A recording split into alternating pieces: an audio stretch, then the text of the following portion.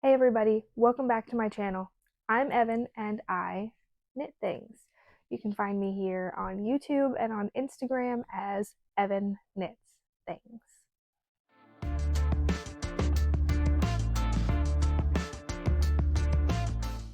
So, welcome back, or welcome for the first time if you've never been here before. I'm so glad you're here. Welcome back to the Evan Knits Things 2024 podcast. So this is episode 2. So, some things we're going to talk about today.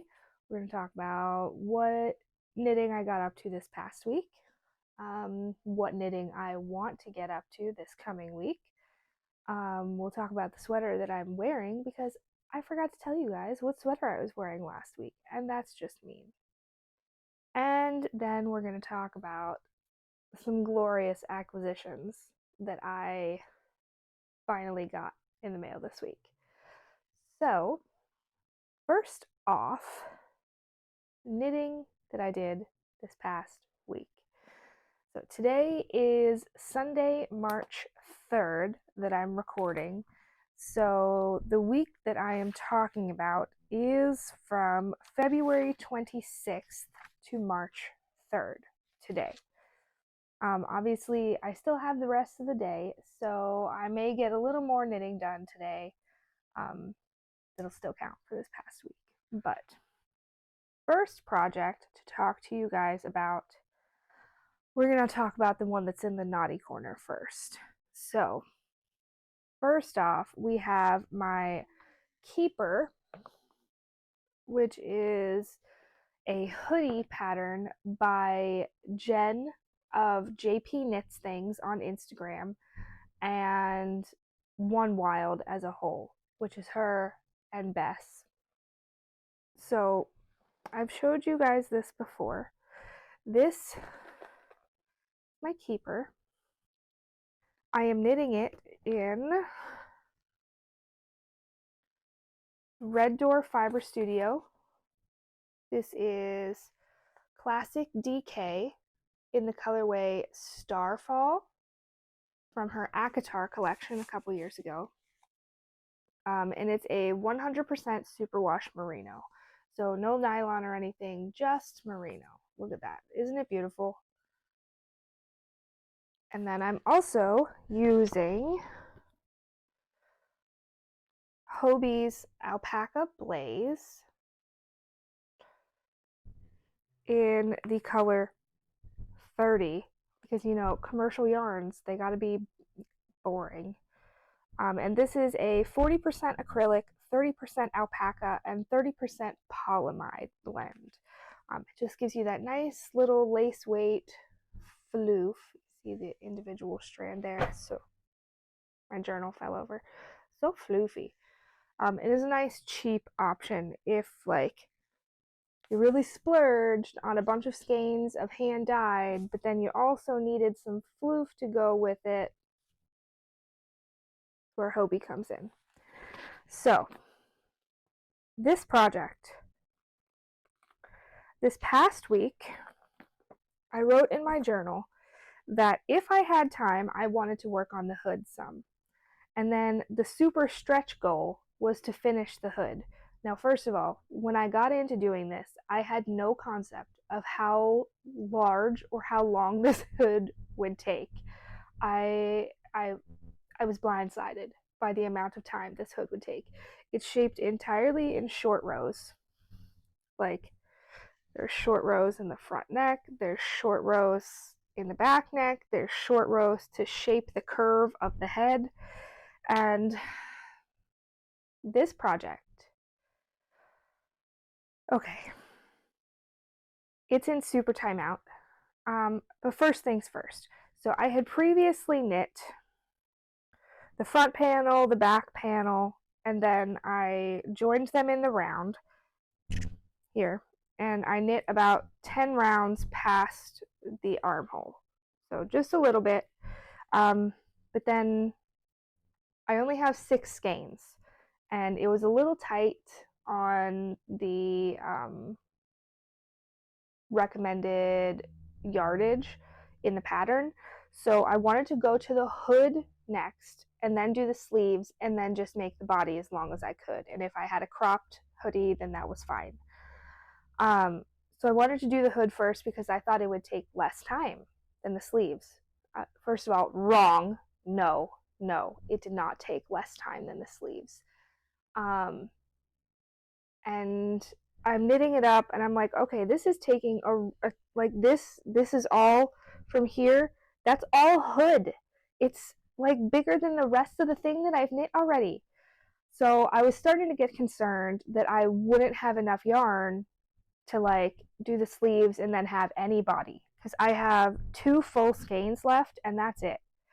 And it's DK weight, so I was not thinking that that was enough for 2 sleeves and body.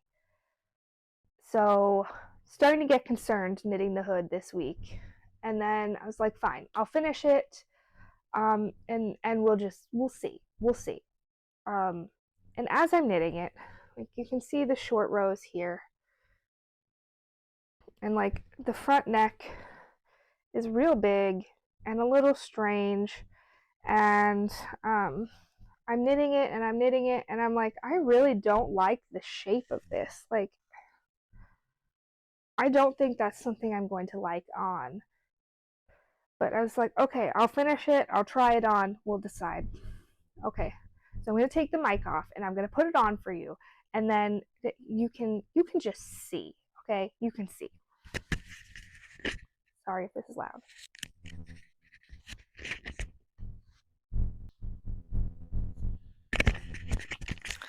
Okay, never mind the yarn tails hanging in my face, but I hate this. I hate it, and I'm mad that I spent so much time knitting it because I hate it. Like I get the vibe we were going for. Like there's supposed to be an edging around it too, which I didn't do because I tried it on and I hated it. But this is a super weird shape. Like I realize my hair's in a bun, so it's just gonna look weirder. But like, it's a really weird shape.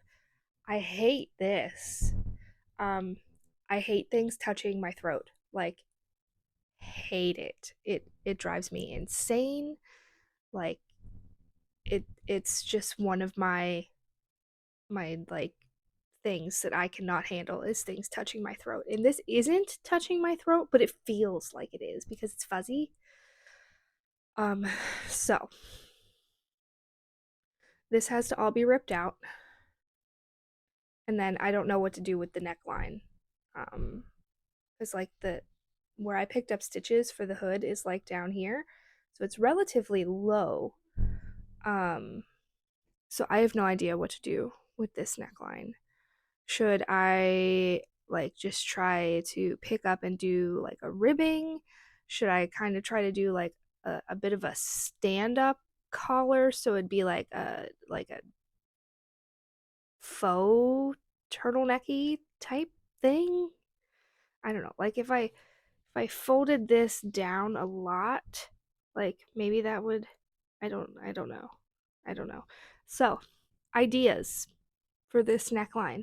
It's like it's a pretty big difference. Like the back neck is pretty high, which is nice because it'll sit nicely. But then the front neck it's like almost a scoop neck. And then it goes through the sides. So, in the comments, you guys need to tell me what I should do with this collar and neckline. Give me all the ideas. All the ideas because I need them. Because this is not working for me at all. So, let me change back. So, for this coming week on this project, this project is in timeout this coming week. So I'm not intending to work on this project at all this coming week. It's gonna sit in timeout because I'm still mad at it, and I don't feel like ripping out like a skein and a half of floof because that's miserable. So be sure to leave me your suggestions for what to do with this neckline in the comments.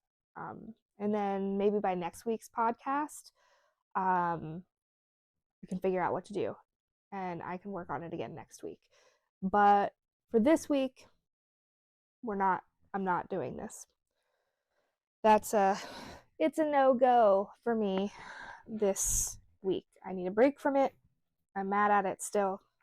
It's beautiful and the yarn is gorgeous and I want to wear it, I guess, but my barber cord is way too long. But it's fine. So, next project that I'm not mad at. The next thing I worked on this week is my yarn's all tangly. This is the Marigold Tee by Winter's Weather Knits. And this is a sample that I am knitting for Terrapin Fiberworks.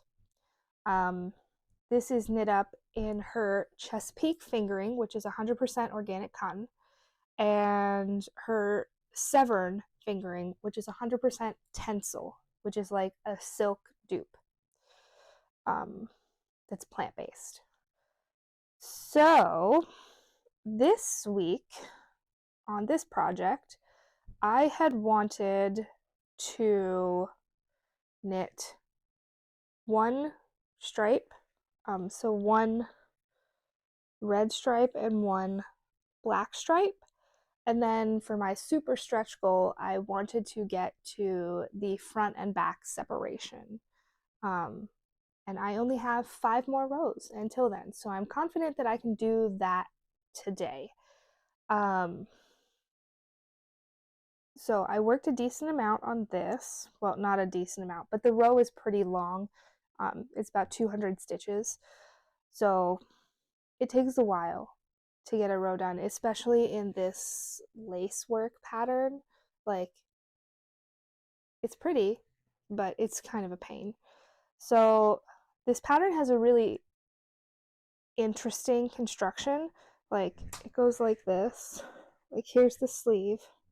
This isn't my size at all. Like, this is a small, and in this pattern I would knit myself a large or extra large. So like, obviously this isn't going to fit well, but here's the sleeve, and then you cast on stitches for the body. After the sleeve, you're knitting this way instead of this way or this way. And then you separate like here for the front panel and the back panel. And you do that for both sides, and then you Kitchener stitch the front seam together. I don't understand why you would construct a garment that way, but this one's nearly done. When I did the other side, once I got to the separation, I was able to do like the front panel in one day and the back panel in one day. And then I'll just need to Kitchener stitch the front together and the back together. Then weave in 9 quadrillion ends and pick up for the neckline and then block it, which I think is going to be a nightmare with this lace, because obviously the lace needs stretched a bit differently than the stockinette does. So if you've got lace blocking tips, let me know. I have never knit something that wasn't either all lace or no lace, or like just a lace yoke and then fingering and then stockinette the rest of the body. So typically what I've done then, if it's a lace yoke and then a stockinette body, is I will block the lace yoke before moving on. But obviously I can't do that this time.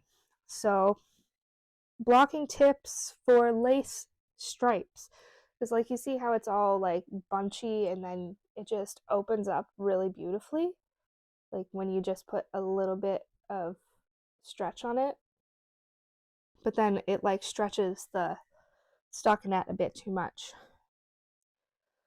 So goals for this week for this project, I'm really hoping I don't know if it's possible, but I'm really hoping to finish this project this week.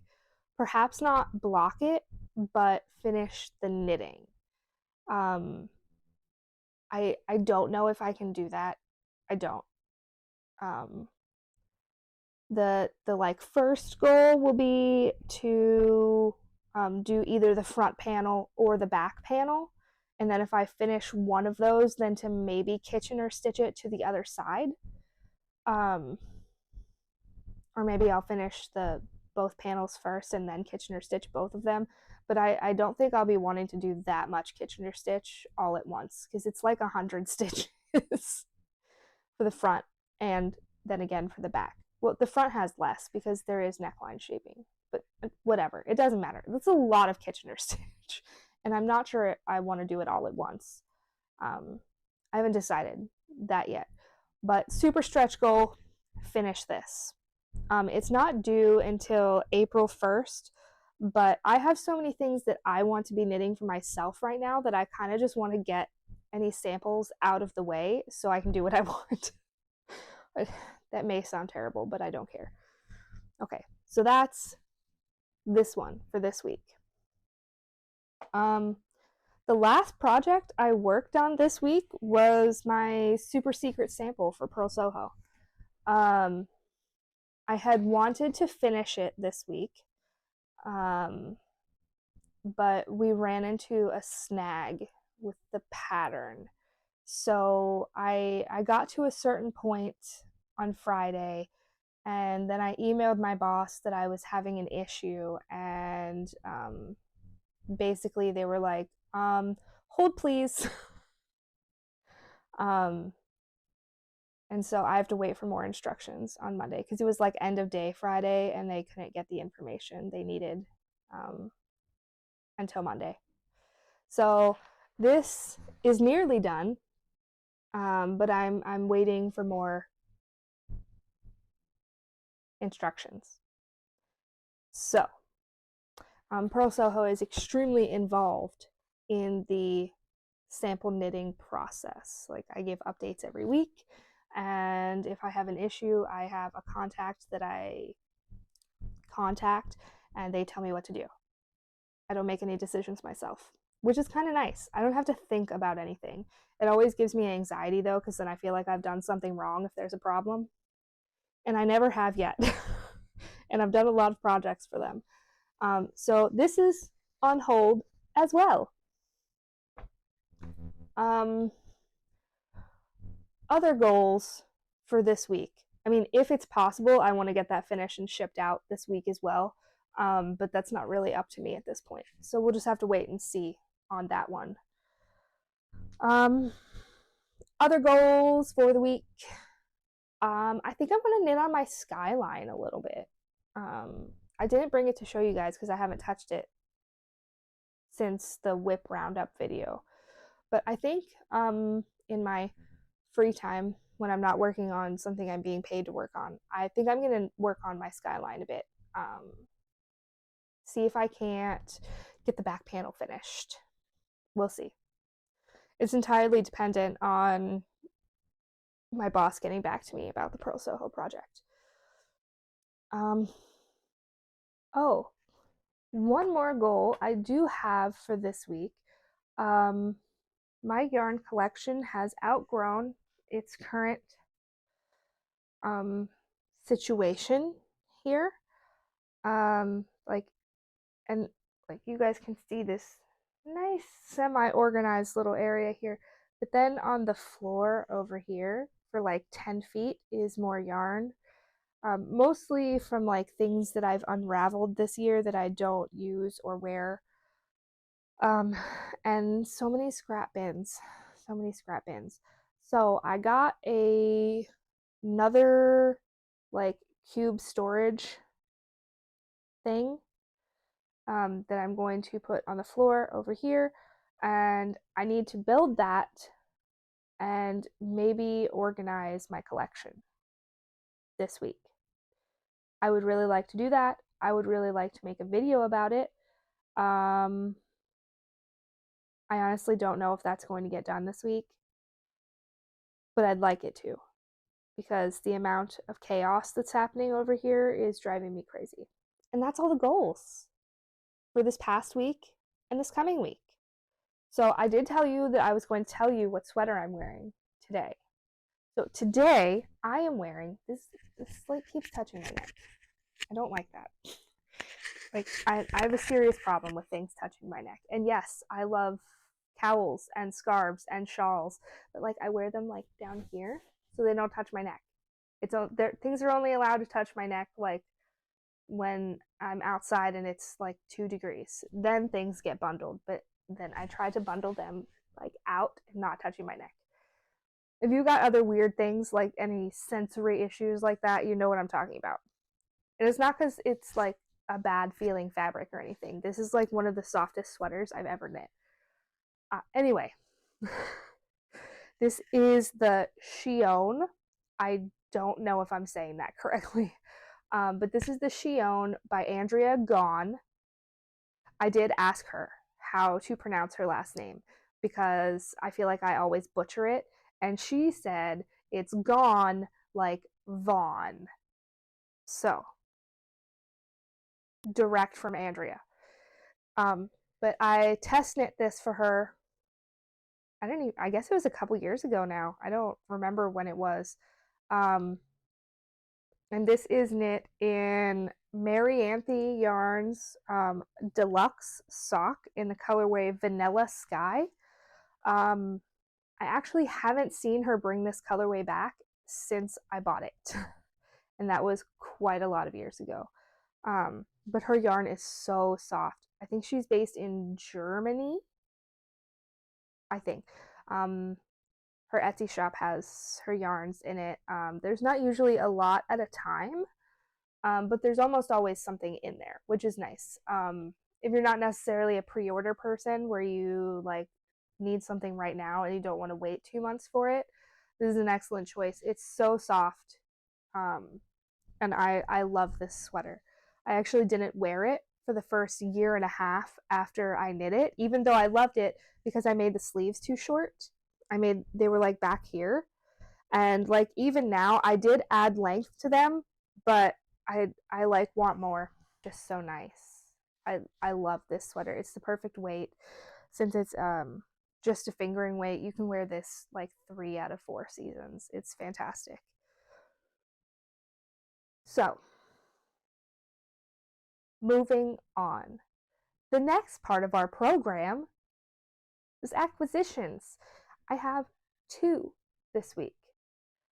I don't want you guys to think that like there's gonna be awesome yarn to talk about every week, because there's not. I almost never buy yarn. This just happened to be like my office collection yarn came from ordering back in December, January, and then I happened to get 2 skeins as well. So let's talk about the smaller one first.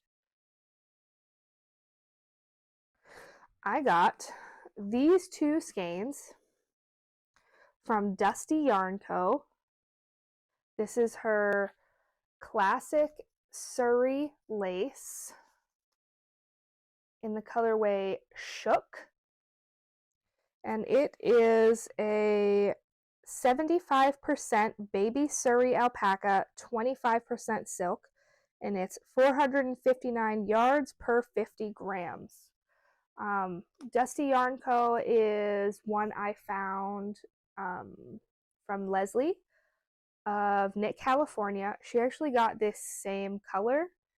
I actually had a different color in my cart originally. Let me show you what it's going to go with. So I got these 3 skeins from Treehouse Knits.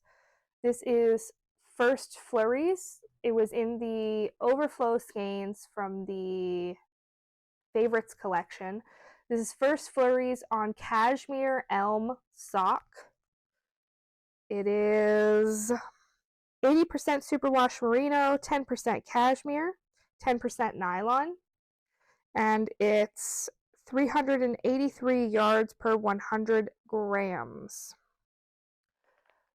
So this is also a fingering weight. Like I said, this is the first Flurries colorway. I picked this up in the overflow because I want to knit a lento with it. Lento by I don't remember who, but I'll put it on the screen. And so I needed some Suri or mohair to go with it. And I had originally put like a really light lavender in my cart to go with this from Dusty Yarn Co. But then I thought it might be cool to try a lighter yarn with a dark Suri and see what happens. I think it'll like look really cool. And I like dark colors more than like pastels. So we'll see. I think these are going to go great together. They're gorgeous. I'd like to cast this on immediately. Maybe I'll do that instead of work on my Skyline this week. That might be a little ridiculous, but I don't care. I have 3 sweaters on my needles, but it's fine. It's fine. So that was the first acquisition this week from Dusty Yarn Co.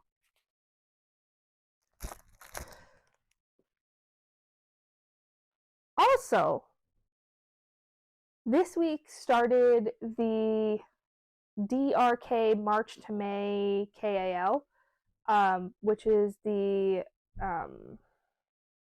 Drea Renee Knits. She does a March to May knit along every year. And I started the Stria cardigan during it last year and got like a third of the way done and then kind of quit and worked on other things because the half fisherman's rib is like murderous. Maybe whips are allowed for this KAL knit along. So maybe I'll actually pick that up and work on it some. There's an idea. There's an idea. Because there's some really great prizes. I mean, obviously not that I'm going to win them. Because, like, I mean, I know somebody has to win. But, like, it's not going to be me. I don't win things very much. I won a thing once. I won yarn in a giveaway on Instagram one time. And it made a great sweater. I love it. But that's not the point. Maybe then I can actually get some Stria done. Maybe that's the plan. I don't have to decide right now. I don't have to decide. Next acquisition. Okay, here's my haul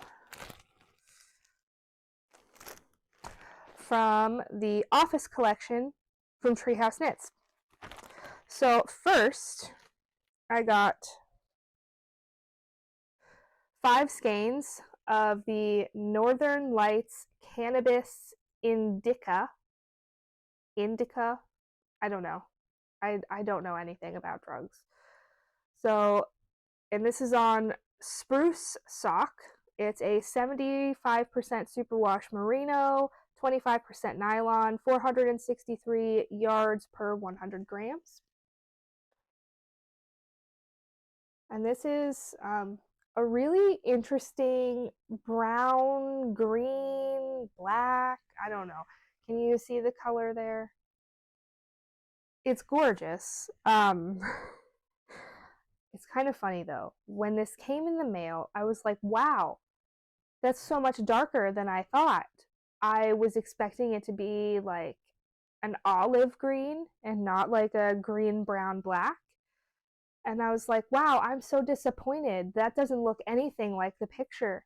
And then I went and looked back at the picture that Lauren posted, and it looks exactly like this. So I have no idea how I got it in my brain that this was like an olive green. It's probably that the monochrome collection from Explorer Knits was around the same time. Well, not really. It was after that. But there was a gorgeous olive green in there that I wanted but didn't get. And it probably just got stuck in my head. That's probably what happened. Anyway, it doesn't matter. I got 5 5 skeins of this, and I am going to make the Birch pullover by Andrea Mowry. I know, geez, holding this many skeins is harder than it looks. I'm a glutton for punishment because it is the pullover version of the Stria. But I think it's going to be a really great like neutral that I can wear with everything all the time forever. And I want to knit it for Ireland. So I'm going to Ireland in October with Rachel of Rachel Knits Things and Lesley of Knit California and some other wonderful people. And if you want to come too, you should check out, I'll put a link in the description box to the sign up and info page for the October Irish Knitting Tour. It's going to be awesome. And I want to wear this beautiful color in a pullover in Ireland. So that's what I got this for. I'm also going to knit one for my husband, who is also coming. But I'm going to make it a zip front. But I'll show you the yarn for that at another time. It came a while ago, but it's actually still in the box and I haven't even taken it out. So maybe I'll show that to you next week. We'll see. So that's what this is going to be. It's beautiful. I love it. It's fantastic. And it's so soft and squishy. Like, look at that squish. Very soft. But that's not all I got. I had such a hard time choosing in this collection what I wanted. Like, obviously, Scranton what. All of these are on Spruce socks, so they're all the same base. This is the colorway Scranton what. I have to take this ball band off for you so you can just see the incredible speckles. Like, look at this. I am a sucker for a white or cream yarn with black speckles on it. Like, I'm 100% a speckle girl, and this is just incredible. I originally thought I wanted a sweater quantity of this, but then I didn't know if I'd actually wear often a sweater that was this light. Like, I know it's really not that much darker than the sweater I'm wearing, but I feel like this would hide a stain a lot better than this like creamy white base. I'm a messy person. I'm very clumsy. Like, I spill things, I drop things, and I would just die if something got on this that I couldn't get off. And laundering knits for stains is not something that I know anything about, and I don't really want to.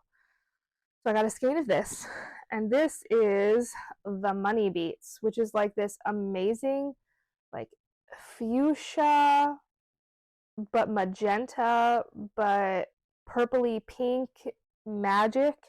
It's incredible. But I got these two together to make a hat. I'm not sure what hat pattern yet. If you have a favorite beanie pattern that's got like a double thick brim that's not the Oslo hat, do not come at me with Oslo hat, okay? No petite knits are welcome on this channel. It needs to be by a size inclusive designer.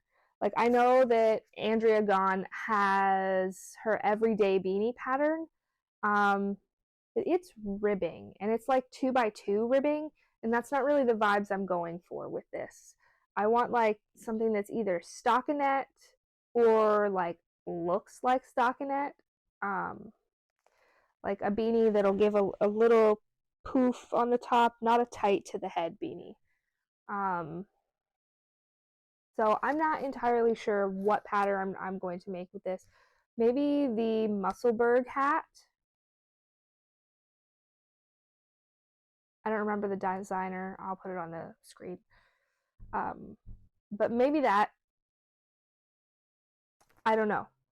So send me your favorite beanie patterns so I can knit a gorgeous hat with this. This isn't that going to be stunning. I'm thinking like brim, and then crown. Like, it's gonna be so good. Rachel knit a Sacred Sheep hat, which I think is by Boylan Knitworks, but I think that's either a DK or a worsted. So I've got fingering here. I don't know. Give me your suggestions in the comments. And that's it for this week, I think. So, if you liked this podcast episode, I will love you absolutely forever if you click the like button and the subscribe button. So liking and subscribing really helps me out. It tells YouTube that you like my content and will show it to more people. And that's really awesome. Also, definitely go follow me over on Instagram. I don't post a ton on my grid, but I do post in my stories every day and chat to you guys about what's going on and my life, and not always knitting, but what's going on in my day-to-day stuff. And there's a decent amount of my dog. So if you like dogs, definitely go follow me over on Instagram at Evan Knits Things. And I will see you guys back here next week for podcast episode 3. So go have a great day, find some time to craft, and yeah, have a great day. All right, love you. Bye.